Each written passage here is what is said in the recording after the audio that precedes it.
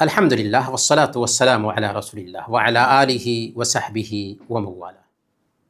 السلام علیکم ورحمۃ اللہ وبرکاتہ۔ جنت کن کے لیے ہے؟ جنت ان کے لیے ہے جو پاک صاف دل رکھتے ہیں۔ جی ہاں، پاک صاف دل رکھنے والوں کے لیے جنت ہے۔ یوم لا ینفع مال ولا بنون الا من اتی اللہ بقلب سلیم۔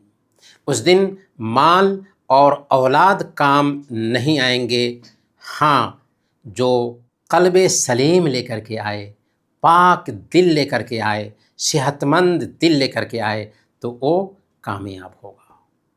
مسند احمد کی روایت ہے، حضرت انس رضی اللہ تعالیٰ عنہ بیان فرماتے ہیں کہ ایک مرتبہ ہم لوگ اللہ کے نبی صلی اللہ علیہ وسلم کی خدمت میں بیٹھے ہوئے، اسی بیچ آپ صلی اللہ علیہ وسلم نے فرمایا یطلع علیکم الآن رجل من اہل الجنہ، ابھی تمہارے پاس ایک جنتی آدمی نمودار ہوگا۔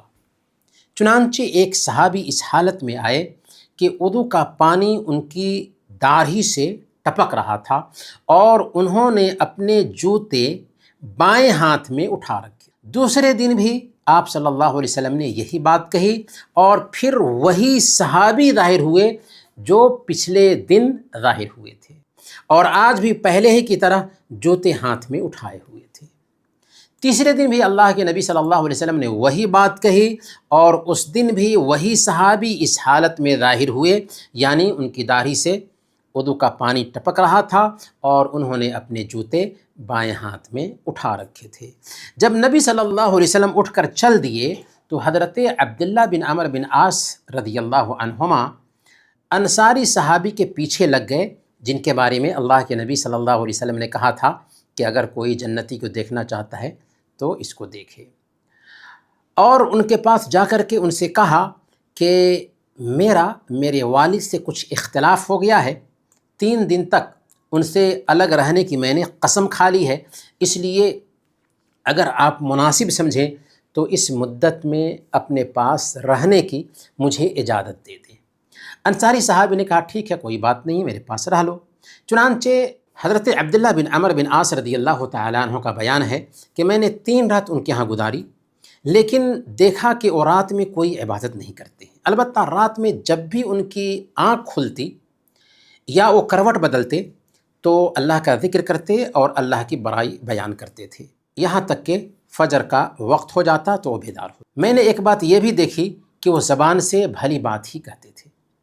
جب 3 دن گزر گئے اور میرے دل میں ان کا کوئی بھی عمل بہت زیادہ اہم نہیں معلوم ہوا تو میں نے ان سے کہا کہ اے اللہ کے بندے، میرا اپنے والد کے ساتھ کوئی اختلاف نہیں ہے، کوئی ناراضگی نہیں ہے، البتہ میں نے نبی پاک صلی اللہ علیہ وسلم سے سنا کہ 3 دن لگاتار آپ کے بارے میں فرما رہے تھے کہ ابھی تمہارے پاس ایک جنتی نمودار ہوگا، اور تینوں دن آپ ہی تشریف لائے تو میں نے ارادہ کیا کہ آپ کے پاس رہ کر کے آپ کا عمل دیکھوں تاکہ میں بھی وہ عمل کر سکوں، لیکن میں دیکھ رہا ہوں کہ آپ نے کوئی زیادہ عمل نہیں کیا۔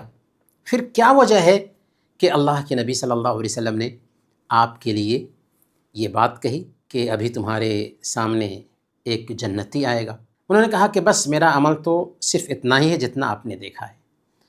پھر جب میں وہاں سے واپسی کے لیے مڑا تو انہوں نے مجھے آواز دے کر بلایا اور کہا کہ عمل تو وہی ہے جو آپ نے دیکھا، البتہ ایک بات ضرور ہے کہ میرے دل میں نہ تو کسی مسلمان کے لیے دھوکہ کا جذبہ ہوتا ہے اور نہ ہی اللہ کی دی ہوئی بھلائی اور نعمت پر ان سے میں حسد کرتا ہوں۔